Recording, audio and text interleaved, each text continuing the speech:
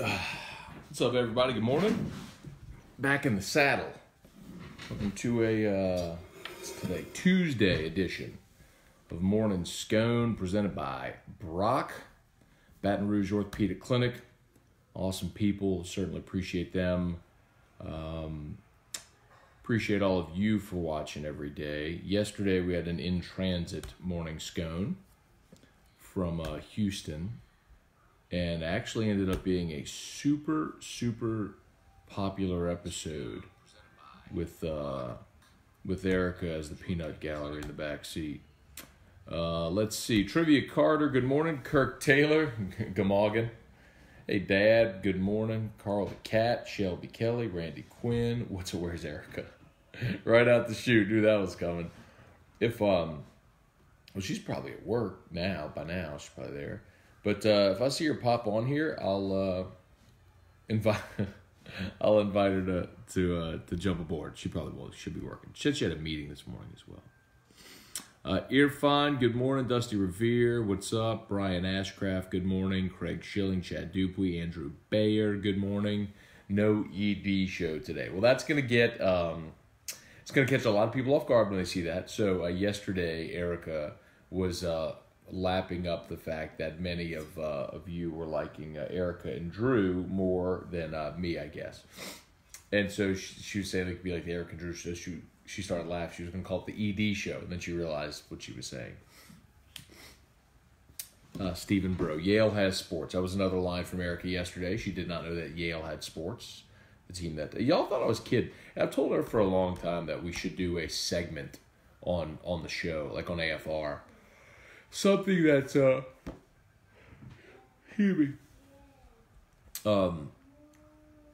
something like that, right? One thing I said for a long time was like, Jordy calls her E-Rock. Like E-Rock's Uni Watch or something, where she could just talk about uniforms, like sometimes we're watching, that's the commentary she'll provide, right? So like, why are they wearing that? That is just way too tacky. The stripe on that thing? Yeah, you can't do that.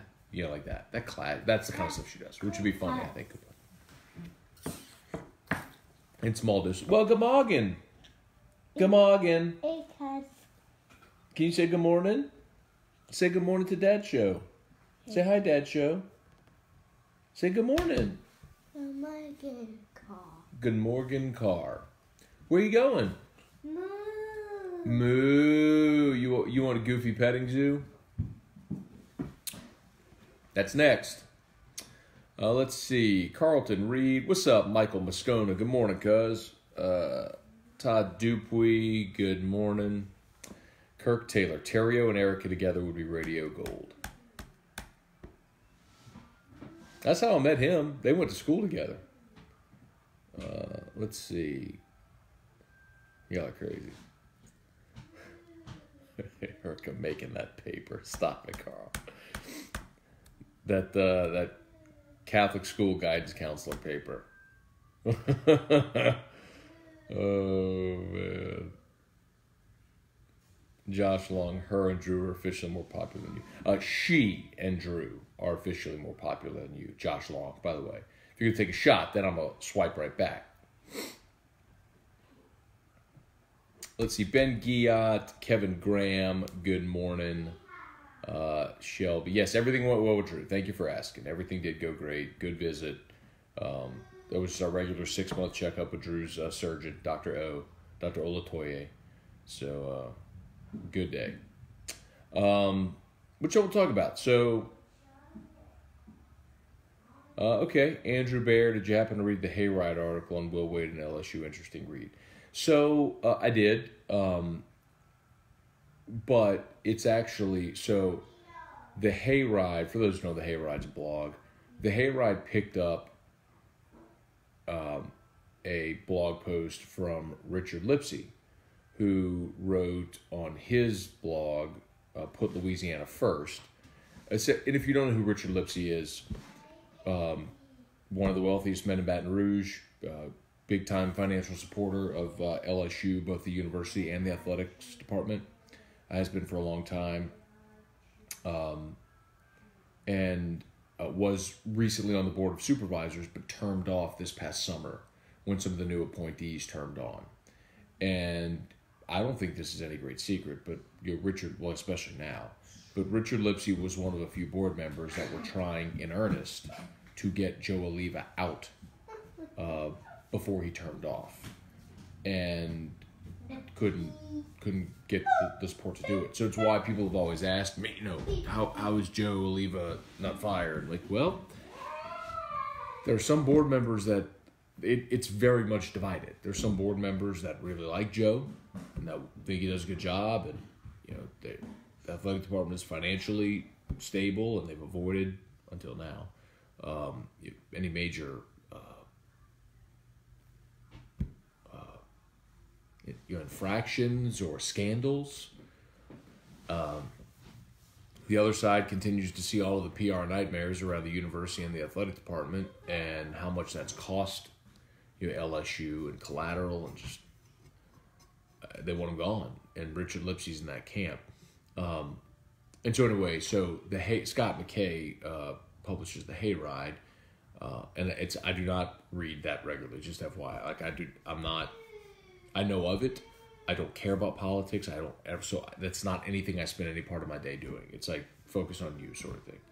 But he took Richard Lipsey's article and then wrote sort of an opinion piece around Richard Lipsey's blog. And the thing that Scott said in the Hayride, which is true, is if music show fast. Okay. The thing that Scott said is if you are, if you're Richard Lipsey and you're a guy that is an influencer, if you get things done, you don't write a blog like that. You just get it done in the background. Classical baby. You know what I mean? Like you just get it done. If you have that kind of influence. Sorry, I'll find this show for him. Here you go, Drew. Music show fast. Here you go.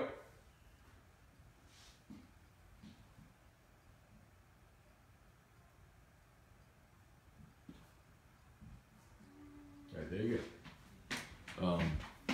So anyway, his point was basically, while Richard Lipsey brings up a lot of really good points about how fundraising is down, which it is. He brought up all the PR nightmares, 2015 with Les Miles and the Tom Herman thing, and 2016 with Florida. We all know. We know them all of them. His point was that, look, Richard Lipsey was on the board of supervisors and actually had a chance to make that move and couldn't get it done. So if, why would a blog post, be influential at this point? Which maybe it's just the public airing of the dirty laundry by someone of influence now that could get that done. Perhaps. The other part of it is, too, that after Will Wade's suspension, John Bell Edwards came out, the governor, and supported the decision to suspend Will Wade.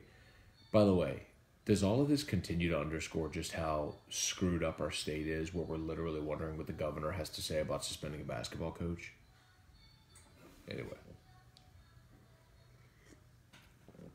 Anyway, so that's what Andrew asked about with the article on Will Wade and LSU.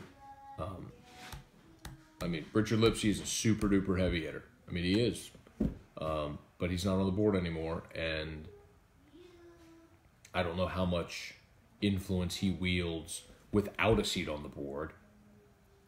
Certainly, it can't be as much as when he was actually on the board. Anyway. Ronnie Duga, good morning. Let's see. I'm not reading that one, Shelby. Jake Moses, what's up, brah? Shelly Penton, good morning. Justin Beard, good morning. Kevin Graham, Megan Boyce Hurst, good morning. How was Houston? Houston was great. How was the elevator ride? Elevator ride was spectacular. Drew got to go. One of Drew's nurses, actually Daisy, whose house we stay at when we go to Houston, she had emergency heart surgery on last Thursday. Crazy, like healthy, 44, I think. And anyway, So we couldn't bring Drew into the hospital, into the CVICU, but Erica went and visited with Daisy. So I rode up and down the elevator with Drew at the hospital on Sunday. We got to Houston, and then yesterday, obviously, he got to ride the elevator a lot too. So, Craig Schilling, how about T-Bob's first pitch? So T-Bob threw out the first pitch at the LSU softball game last night. Do I have? Oh, they're at my office at work. I've gotten to do that a couple times. Got to throw out the first pitch at at Tiger Park, and same with the box. They have they get sponsors night. Like if you're a corporate partner or whatever, you have a night where like you're the sponsor of the day of the game, whatever. And so every year we do something at Tiger Park when it's ESPN night. And a couple of times, so this is going back almost 10 years now, I guess. But maybe not that long that they've been doing it. Anyway, I've got to throw out the first pitch a couple of times. Like we've all just kind of rotated duties, like who's doing what.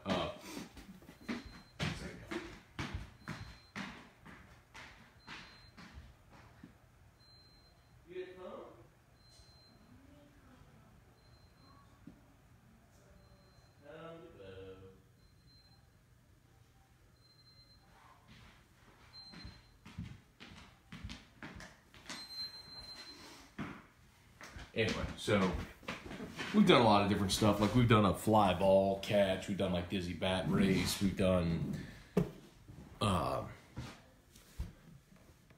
think when Jordy and Derek were still doing the show together, maybe they did the PA for an inning, like announce the, like they were like the guest announcers for an inning.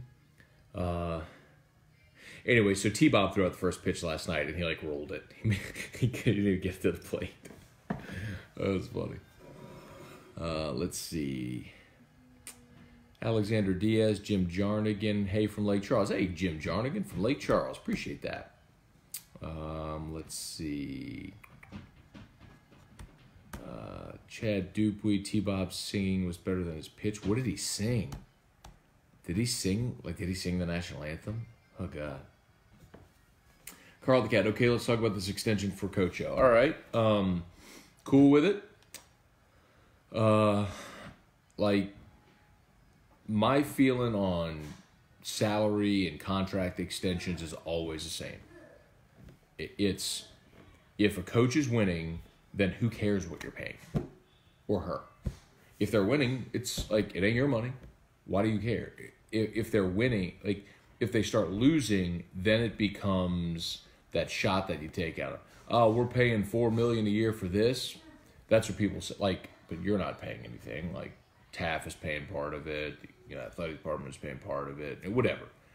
But for me, and if they're winning, who cares? Do you think anybody in Tuscaloosa is upset that Nick Saban's making $11 million a year or whatever? I mean, it's worth it. So, like, Ed's bump is like, he gets an additional 2 years on the contract and an additional $4 million. So I saw it was like a 14% raise. Cool, man. You went 9-3 back-to-back years. You lost a bowl game one year. You won a bowl game the next. Good recruiting class this year. Okay, you want to stay competitive in paying your coach? Okay. I had no problem with that. Give him a raise, fine.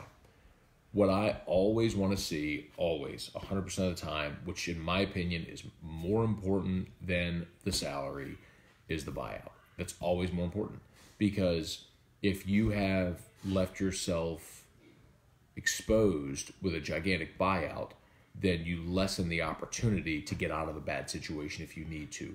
That's primarily what happened with Les in 2015, whereas they had Jimbo Fisher ready to go, but to pay Jimbo and fire Les was going to cost X, and King Alexander balked at that. So if you have a gigantic... So that's why when Ed got hired and he had like a $12 million buyout year one, it became a big thing. Well, realistically, you're not going to fire a coach after year one. But, I mean, there were some people at LSU that wanted to. They wanted to fire Ed after year one with the loss to Troy, Mississippi State, and the Matt Canada thing. I mean, it was hideous. There were I don't mean just like fans. I mean influential people at the university who actually have a say wanted to fire him after year one. But they were paying into a corner because of the buyout. And he would have been gone this past year if he didn't rebound. But they had a really nice year. So, anyway, the buyout matters. Like, the buyout absolutely matters. So, Ed's buyout after the first year of the extension is $10 million. That's stupid. But, like with the $12 million we talked about before, you're not going to fire him after 1 year after a contract. 1 year after a contract says you shouldn't anyway. So, after the 2019 season, it's a $10 million buyout. So, like, if they crash and burn this year, it will cost LSU $10 million to get out of that contract. I think that's foolish, but whatever. I'm sure they're banking on they're not going to crash and burn this year. A lot of people back, easier schedule. It's not going to be a disaster. They're probably right. After that, the buyout reduces by $250,000 every month. And in February of 2021, so you got the 19 season, okay, then the 20 season. Okay, so by signing day, or just before signing day of 2021, following the 20 season. Does that make sense? So not after this coming season, but after the following season. When you get to that signing day, the buyout will be down to $4 million. That's much more palatable. So let's say you have high expectations, just hypothetically, okay? This is why you have the conversation. I'm not saying this is going to happen, but hypothetically. Let's say you have high expectations this year and you go 8-4. Okay, everybody's kind of bummed.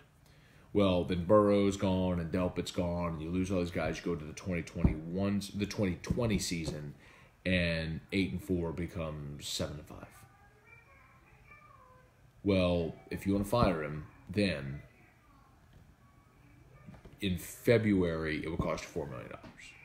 But you'd probably not wait till February. You'd probably do it in December. So it'd be like an extra $750K.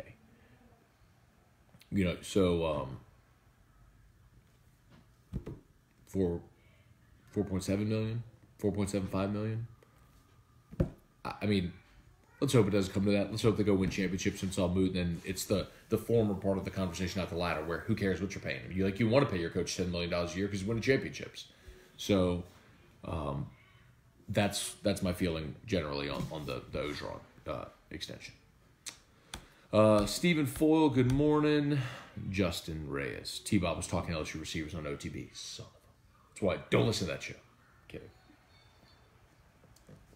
Let's see. Keith, good morning. Jamie Levine, good morning. Trying to get excited about the tournament, but I'm still bummed. Yeah, I understand that, but I also believe, like, as Luther says, the ball is tipped. There you are. Running for your life. You're a shooting star all the years. So, yes. But I think whenever Thursday rolls around and they tip the ball up and LSU beats Yale, and then you're talking about a second-round game, which, by the way, I think Belmont, I don't know if I said this yesterday, I think Belmont wins the playing game. I think Belmont beats Temple tonight, and I think Belmont's going to beat Maryland. Maryland just lost a bunch this year.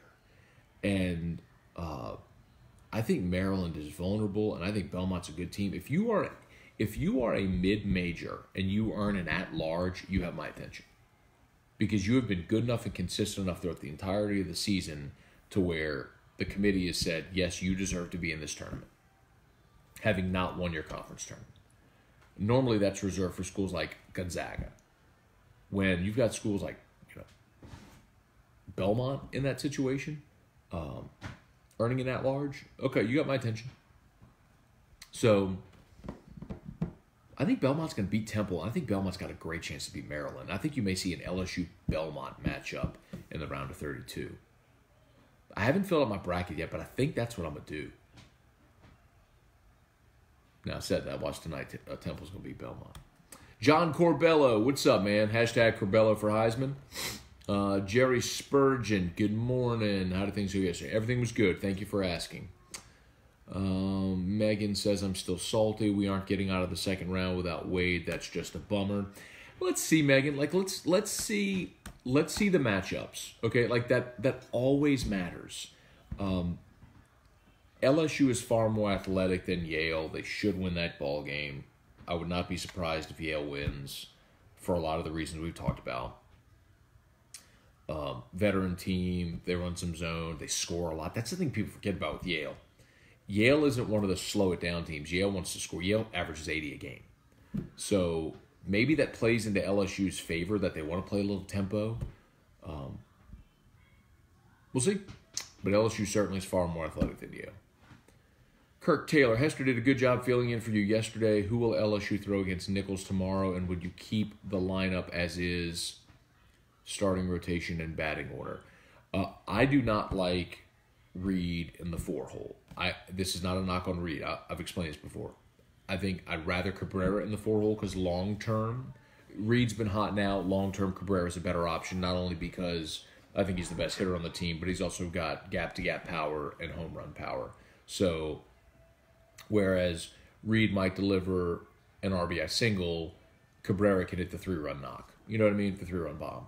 So, I just like Cabrera there, and I also would like Reed in the 7-hole because I want somebody who can handle the bat in the bottom third of the lineup because right now you don't have that. It's a wasteland.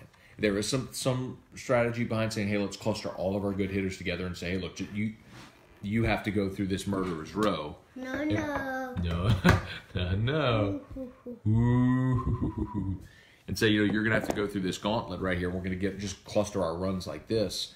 But that leaves you also vulnerable because if you don't score, then down goes Frazier. Uh-oh is right. Drew just killed the camera.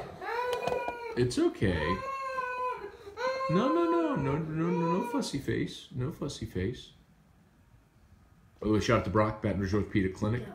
Go. Huh? Can you say Brock? Brock. Hey, y'all got a great look at the ceiling fan. That's good. There's that there. Tomorrow, as far as starter tomorrow, don't know. We'll get an announcement on that today, and I would assume it. Let me see if Landon Marceau is feeling well. I think he pitches. He pitched beautifully last week, and he faced the minimum, 9 up, 9 down. Music show fast. In the midweek game against Northwestern State, so I would guess that's the same thing they do this go around. If Marceau is ready,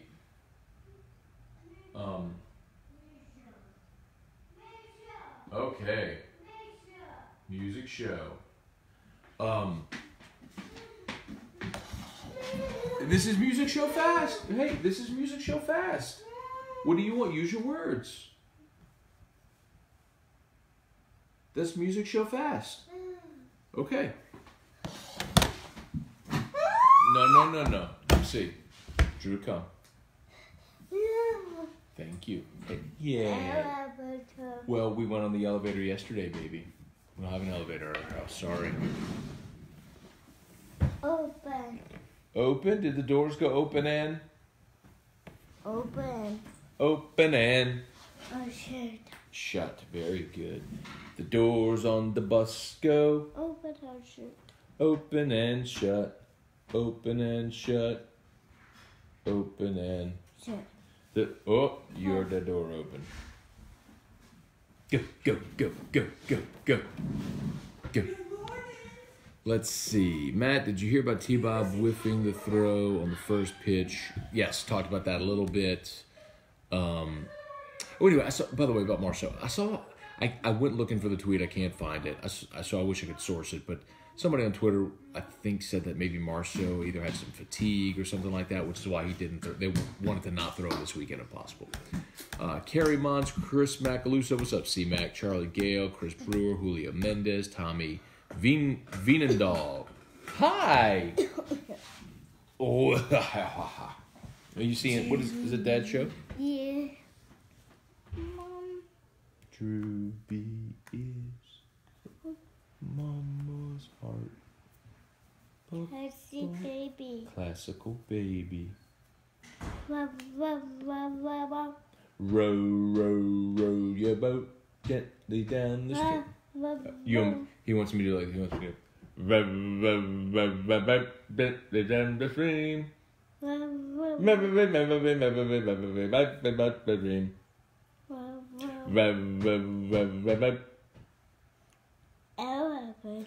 Elevator. Elevator. Inside. Inside. Open. Open. Okay, let's do some comments. Between Hughes and Broussard, who do you want at second, or do you find a better bat and sacrifice on the defensive side? Oh, Ben. Right now, I put probably Hughes there. I think Broussard at the beginning of last year handled the bat great. He was LSU's best hitter, and after the hand injury, he just hadn't been the same. What? They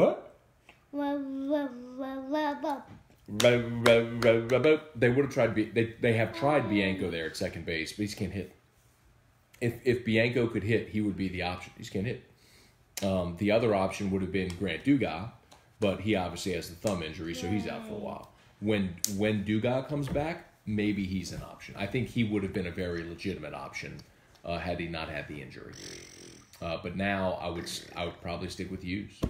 I think Hughes is a little bit better defender, and he's just been a little more consistent at the plate than Broussard has been.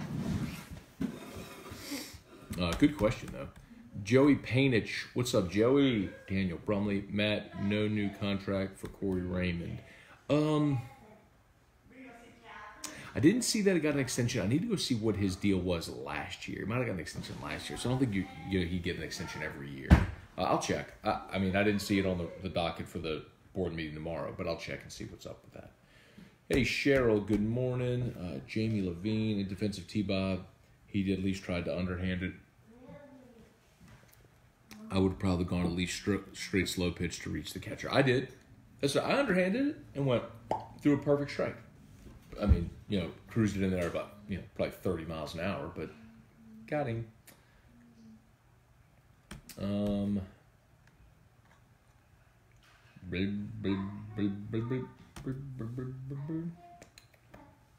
Daniel Brumley figured that would be coming with him turning down UG. Oh, you're talking about Corey Raymond turning down Georgia?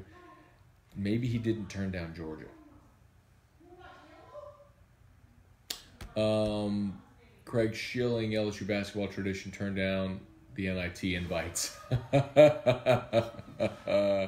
Lady Tigers turned down. Well, it didn't work well for Johnny Jones when they turned down the NIT invite. Well, actually, he was back another year, wasn't he? That was the Ben Simmons year they turned down the NIT. I can't believe it. I can't believe Nikki Fargas is still employed. It's amazing. Anyway, but nobody cares about women's basketball. I mean, I hate to say it that way. Just look at the attendance. It's just not something that people are going to get super passionate about. Let's see. Carla Cat. I see why the board drugged their feet on Fargas' contract, turned down the women's MIT. It'd be dragged, not drugged, dragged, Carl Cat.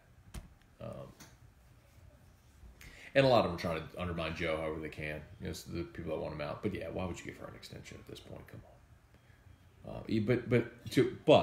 But if you're going to keep her as coach, you've got, I've mentioned this before, you've got to have 4 or 5 years for every coach on a contract. Otherwise, they can't recruit. Now, she doesn't recruit anyway, but you got to have 4 or 5 years in a contract. So either fire her or give her the extension. Don't give her a raise, but give her the extension. Give her the years. Let's see. Dusty, 2020 is supposed to be outstanding. I didn't want him hired, but he's done admirable. I guess talking about Orgeron. Recruiting.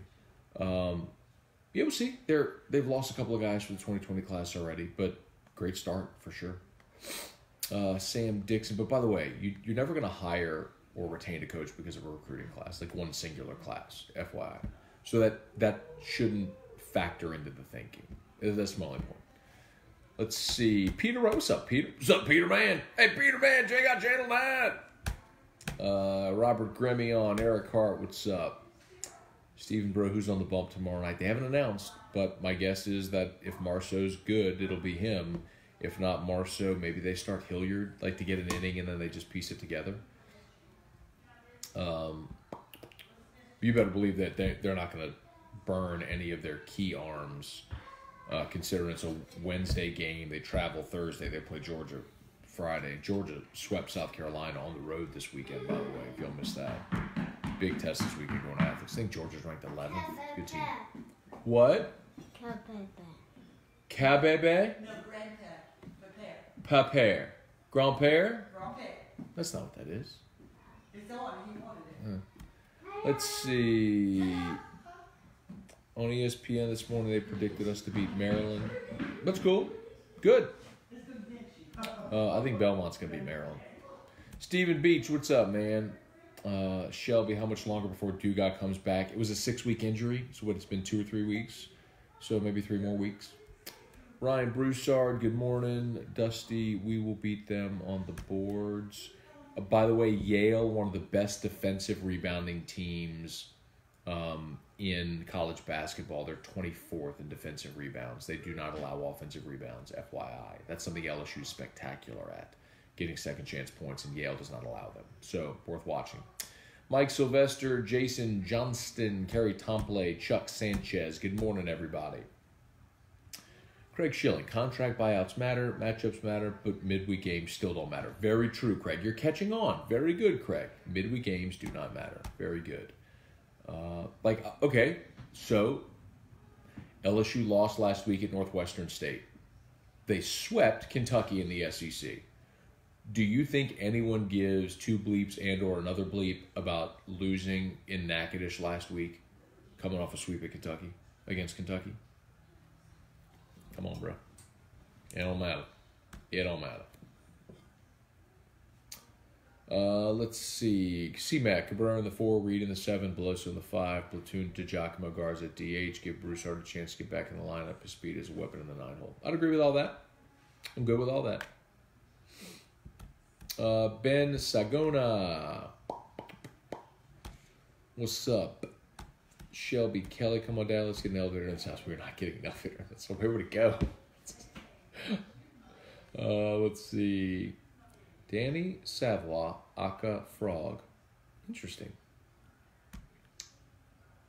Oh, Danny Savoy, a.k.a. Frog. A.k.a. should be capitalized, bro. Anyway. Or separated by periods. Let's see. Thursday morning, can we slip Coach Bedford a note featuring something along the lines of please don't abandon the inside game for a 3-point fest? Hey, man, if the players wouldn't listen to Will Wade stress that, you think they can listen to the interim coach stress that? I hope they just go play loose. Just go play loose, man. Go have fun. And by the way, I didn't get a chance to talk about any of this yesterday. I wish I would have. Maybe I will today. I love that they're playing at 11:40 on Tuesday or Thursday. I love that they're playing early.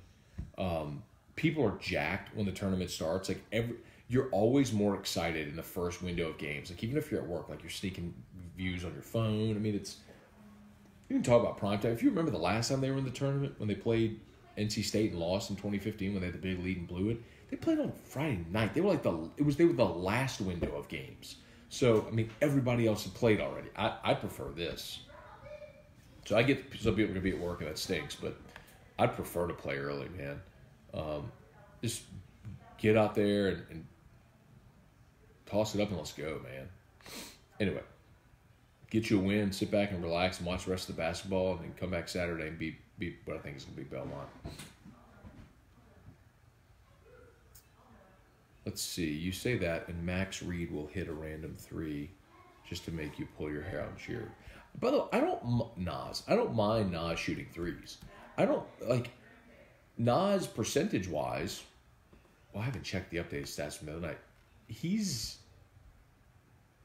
him or days. Anyway, best 3-point shooter on the team by percentage. So I don't mind him shooting 3. But if it's like 1 per half, if he's shooting 2 a game, I'm good with that. I don't want Nas sitting there shooting 6 threes a game like he was at the beginning of the year. But I'm okay with him shooting. If he's got wide open looks and the defense sags off and gives him that shot, he's shown he can knock it down. I'm okay with him shooting that shot. Situationally, it matters, but I'm okay with him shooting it. Let's see. Oh, please hit the share if y'all have not done so yet. Let's see. Andrew Baer. So you picked Hughes over Broussard because he's hitting better. Or is it because he is the future? Broussard's gone after the season. Let's look at the stats. Like Broussard's been fighting it this year offensively. I mean, they both have. But at the beginning of the season, and I pointed this out a couple of times, Hughes came up in some spots early in the year, like, runner on third, 2 outs, and he came up with a knock. There was a couple of situational instances early in this year where Hal Hughes delivered, and I started thinking, man, he's coming around with the bat a little bit.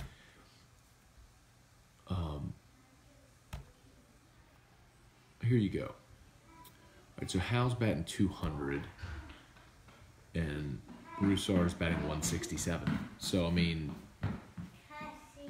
classical baby. So, I mean, Hal Hughes only batting 200, but he's 33 points higher than Broussard. I mean, if you had a better option, okay. But, like, Drew Bianco's batting 133, and he's got 12 strikeouts. Bianco's got 12 strikeouts and 30 plate appearances. I mean, he's almost striking out every other time he comes up into the box. I mean, Hughes has 12 strikeouts and 60 plate appearances. So that's 1 out of 4. And Broussard has 5 strikeouts and 36 appearances. Plate appearances. Classical baby.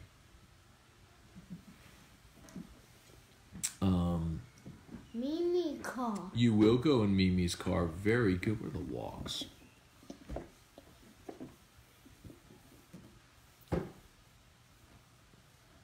So, Broussard's also drawn 6 walks.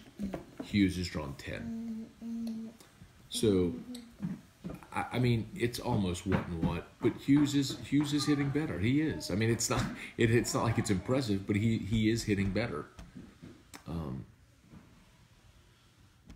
Splitting hairs. Like, I wish Gavin Dugas were available. I'd love to give him a shot like they gave Bianco in the DH role. All right. Let's go rapid fire, see if we finish this up. As always, shout out to Brock Batteries Orthopedic Clinic. They're tagged in this post. 5 locations. Remember, they've got the Livingston location as well. So if you take I-12 to Walker, exit to the right, half mile down on the right, you can't miss them. Let's see. They're the best. Brock. Jason Bourgeois, can Wade have behind-the-scenes contact and communications with players or coaches? I don't believe so with the players. Tony Benford said he did talk to Will after the selection committee.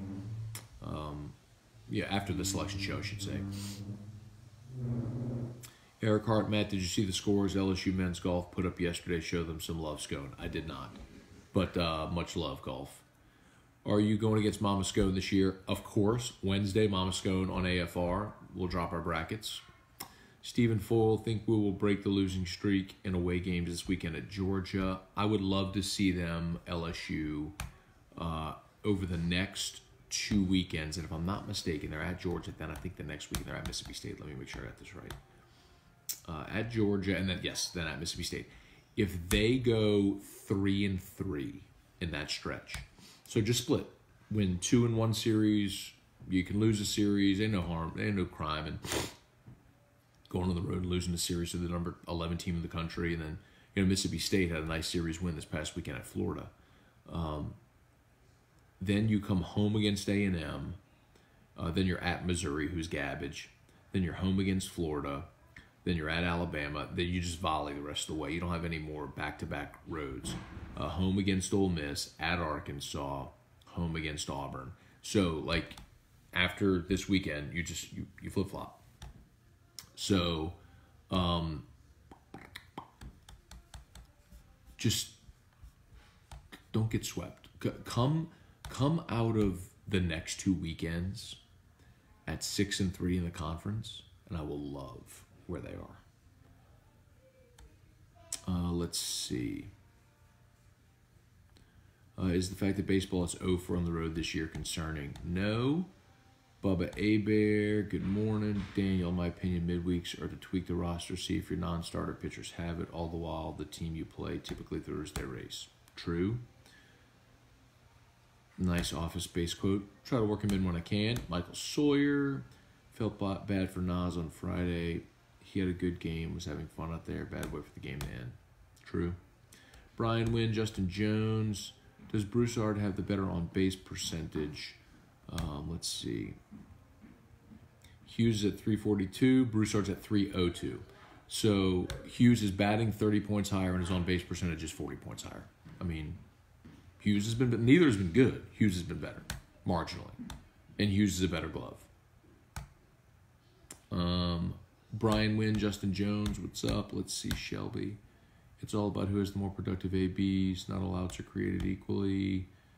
Neil Ripley, do we have more institutional control than Arizona? Did y'all also see that Bruce Pearl? This is something that we'll talk about on AFR today. There was a piece, I think, in the Montgomery Advertiser yesterday. Bruce Pearl still refuses to meet with Auburn about the FBI inquiry. Essentially the same situation, except that Bruce Pearl's voice is on an FBI wiretap. Anyway. Lenny, what's up? You're back and forth with Eric. It was ratings gold. And Ryan DeLon. Good morning. All right, we're at the end of our comments. I'm going to bounce. Locked On LSU podcast returns. One quick note, a no Riot podcast today. We'll do it tomorrow. Terrio's got some meeting or something today. So Riot podcast Wednesday this week, not today. So tomorrow, not today. But we will have the Locked On LSU podcast today and AFR and all that jazz. So thanks to Brock. Shout out. As always, you got those aches and pains, any injuries, you need an orthopedist, go see our friends at the Baton Rouge Orthopedic Clinic, 8080 Bluebonnet. That is, if you're on Bluebonnet, you cross Perkins, heading toward Highland, you look on the right, you'll see the Surgical Specialty Center. They're on the first floor. Like you walk in, you'll be looking straight at Brock. And they can do everything in-house. You need an MRI, you need an x-ray, you need a walking boot, you need crutches, you need a neck brace, you need a cast. They do all that there. They're in-house at the Baton Rouge Orthopedic Clinic and pediatrics as well. So Drew goes over there and sees Dr. Brad Collada, fit him for like his little, Drew has these little like braces on his feet that like fit inside of his shoes that he wears sometimes, kind of correct his little knock-knee thing. Anyway, awesome people at Brock, Baton Rouge Orthopedic Clinic. Please share this post if you've not done so yet. Appreciate y'all. Have an awesome day. Later.